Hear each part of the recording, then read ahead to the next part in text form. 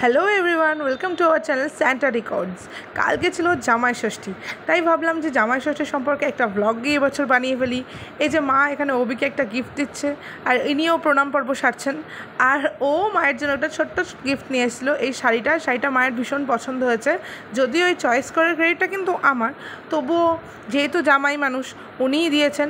আর জামাই ষষ্ঠী উপলক্ষে মা বানিয়েছিল ভ্যারাইটিস অফ আর লাঞ্চ। জামাই ষষ্ঠীর দিন সত্যি বলতে বাবাকে একটু মিস করি, কিন্তু মা কিন্তু সেটা কখনোই আমাদেরকে অভাবটা বুঝতে দেয় না। আর ইনি একদম গিন্নি মা সেজে পুরো রেডি হয়েছিলেন, কারণ ইনিও জামাই ষষ্ঠী খেতে এসেছেন না জামাই ষষ্ঠী করতে এসেছিলেন সেটা কিন্তু আমার জানা নেই। আর অভির এই কথাটা দারুণ ভালো।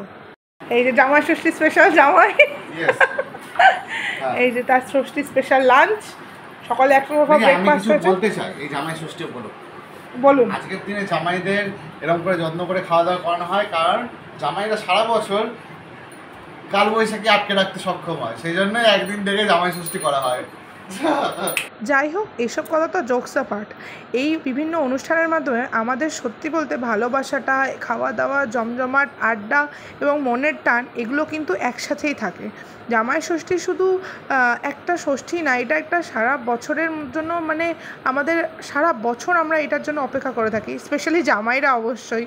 কারণ কি, সারা বছরে জামাইদের আদর তো বেশিই চলে, কিন্তু ষষ্ঠীর দিন জামাইদের আদর কিন্তু একদম টপে।